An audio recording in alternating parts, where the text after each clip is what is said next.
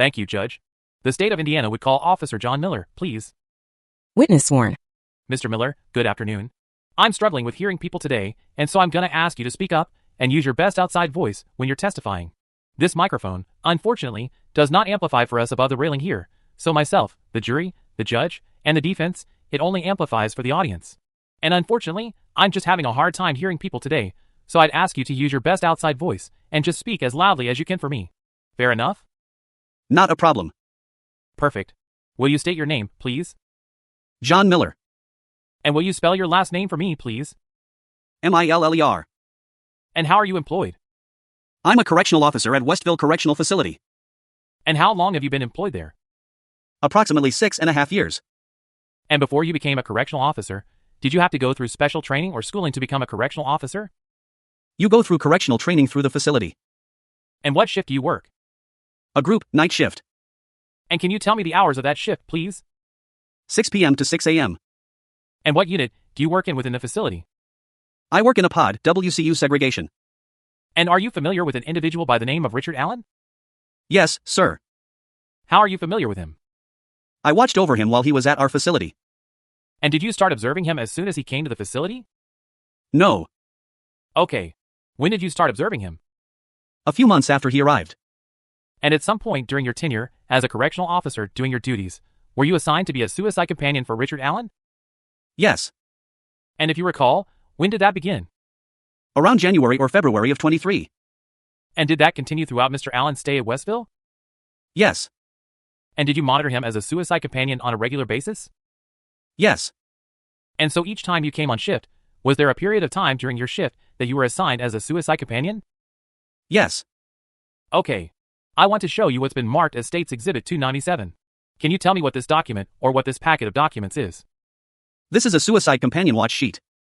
And is this watch sheet something you fill out while you're assigned as a suicide companion for Richard Allen? Yes. And who is the author of this sheet? Myself. And how do you know that? My initials are on it. And what time period or what day is this watch sheet from? 4/9 of 23. Judge, the state would move to admit what's been marked as State's Exhibit 297 into evidence. State's Exhibit 297 offered. No objection. All right. Without objection, 297 is admitted. And Judge, I would ask the court permission to go through the same procedure with the jury, so they can follow along as Mr. Miller testifies. You may. Thank you. You may proceed, then. Thank you, Your Honor. Mr. Miller, I'm gonna draw your attention to that State's Exhibit, and again, you testified that your watch sheet from April 9th of 2023, is that correct? Yes. I want to draw your attention to 6:58 a.m. Can you tell me what Mr. Allen said on that date and time? I killed Abby and Libby. And while he was doing this, what actions was he doing in the cell? Started flushing paper down the toilet. Then want to draw your attention to the next page, at 7:04 a.m. Can you tell me what Mr. Allen stated then? He stated that the funniest joke is how he killed them. And what was he doing at that time? Then he started to shout foul words at his shadow. I'm gonna draw your attention to 7:24 a.m. on that same page. What did Mr. Allen state during that time? I got what I deserved for what I did, and I hope I burn in hell for what I did. Draw your attention to the next page, at 7:55 a.m. What did Mr. Allen say then? I'm sorry for what I did, for killing them, but I don't care, kill me. And was he crying during that time? Yes. And draw your attention, on that same page, at 7:58 a.m. What did Mr. Allen say? I'm sorry I killed those kids. Draw your attention to the next page. Please, I'm sorry. It's the actually. Judge, I don't have any other questions.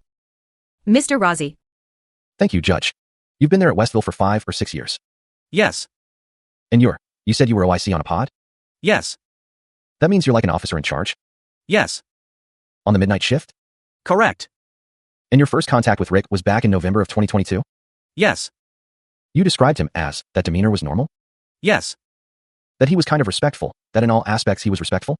All aspects was respectful. Seemed emotionally stable when he arrived? Yes.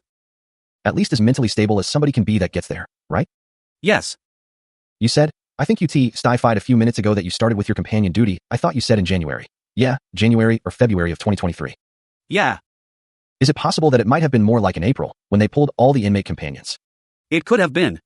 I'm not 100% sure of the time frame. The prisoners that were watching him were kind of being vulgar, weren't they? I wasn't on the range hearing them speak vulgarly. When we were out there, they weren't speaking at all. Do you recall providing or giving a statement to law enforcement officials on August 17, 2023? Yes. And during that statement, did you tell those officials that the companions were being more vulgar to him and not being a companion? Yes. Is that what you said? We did not hear the vulgarity, but we were told of the vulgarity. You don't dispute that you told the officers that? No. You're just qualifying that you didn't hear it with your own 2 ears? Yes. And that's what caused the companions to be pulled, one of the reasons, right? Yes. And you said in April he started refusing more meals as April grew closer? Yes. So like in March that would have started happening? Yes. And you said he wasn't talking in a sensical manner, right? No, he was not. And he went through a personality switch that you said, quote, you have not ever seen here. No. That's what you said. I have not ever seen it. But that's what happened to him, right? Yes. Now, there were times when he talked to you. When you were monitoring him, he was talking to you about his circumstances, right? Yes. I think you said that he didn't believe that somebody had turned him in. Yes. And he told you he probably killed his family? Yes. And his own. He probably killed his own grandkids? Yes. He told you that he molested his sister? Yes. He told you to kill him so his family could still be alive? Yes. And he told you he was sorry for everyone he killed, as if to say he killed many others? Yes. He told you he may have touched his daughter were the words he used? Yes. And he told you at one point that he was actually getting an erection in his sleep over all this, right? Yes. And these log sheets here that Mr. McClelland, in 297 that Mr. McClelland offered up, there's a reference in here to Old Bear Claw hypnotizing him, right? Yes. He was talking about Old Bear Claw? Yes. Does that make any sense to you at all? No. He was pacing around the cell, hitting the walls, right? From time to time, yes. He hit the door with his head and his hands. You reported that in your log sheets. Yes. You said he cried, sang, and he yelled out curse words. Yes. And he continued to do these things over a period of days, maybe even weeks, didn't he? Yes. I noticed on here I'm starting to see a trend that he does a lot of mumbling. Is that right? Yes. Do you agree with me that there are people that end upon that unit, a pod, or in the WCU that have mental health issues? I'm gonna object to the form of the question, Judge. Sustained. Do you agree that there are people that come to that unit that have mental health issues? Yes. And would you agree that if somebody had a serious mental illness and they were locked in one of those cells for weeks and months at a time, that it could actually be detrimental to their mental health? Judge, a few foundational questions? Yes. Mr. McClelland, well, Judge, I'm not gonna ask foundation. I'm just gonna object to speculation. Sustained. May I ask Oh, I'm sorry you said sustained? Sustained. Okay, thank you. You took some training as a DOC employee? Yes. And a component of that was a mental health. There was a little mental health component to that, right? Yes. They train you. They teach you and kind of train you on how to recognize signs of mental health issues? Yes. And so would you agree that if somebody has a serious mental illness or a mental health problem, that locking them in one of those cells for long periods of time could be detrimental to their mental health? Yes. In other words, it could make it worse? It could. I don't have anything further. Mr. McClelland. Thank you, Judge. Mr. Rossi asked you about killing his family. I want to draw your attention to the exhibit on April 9th at 7:46. What did Mr. Allen say then? I only killed them to give my family more time to live, and I don't want to be free. Can't stop the bomb put in me. And then, if you slide on down to 7:52 a.m., what did he say? You can't tell me if my wife is dead and it's because I had what I did and. Then finally, at 7:58 on that same page. I'm sorry I killed those kids. I was afraid that they would say my wife told me to do it, and I may have touched my daughter, but I don't know, I can't remember. Mr. Rossi asked you about your mental health training. You were able to observe Mr. Allen and saw his behavior. Is that correct? Yes. And do you think his behavior at some point, his behavior changed when you were observing him? Is that correct? Yes. And you talked about his behavior becoming odd or strange. Is that right? Yes. Do you think when he was acting that way that his behavior was genuine? No. Why not? You don't go from a 12-hour period of being respectful, kind, and cordial in your speech to changing completely in 12 hours. And I believe you testified, at least in a statement to police officers, that you believed it was orchestrated and planned. Is that correct? Yes. Why do you think he was doing that? I'm unsure. Is Richard Allen here in the courtroom today? Yes.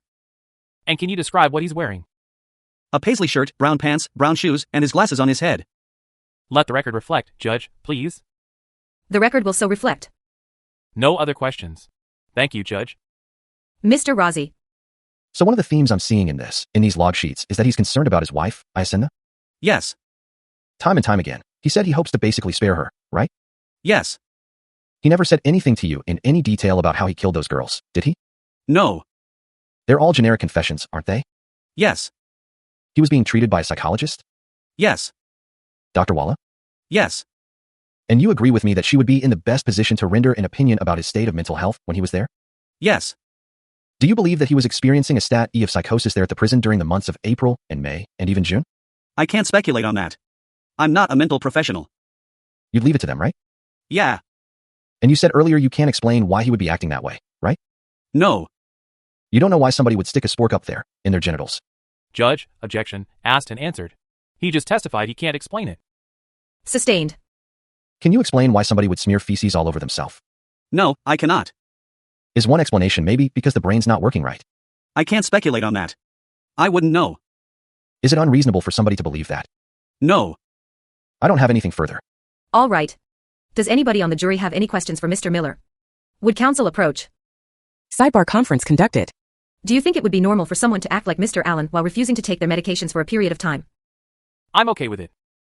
Okay. Oh, that's it. Yeah, that's it. Sidebar conference concluded. Mr. Miller, do you think it would be normal for someone to act like Mr. Allen while refusing to take their medications for a period of time? It is possible. Mr. McClelland, any follow-up? No, Your Honor. Mr. Rossi? No. Thank you, Mr. Miller. You may step down. You may call your next witness.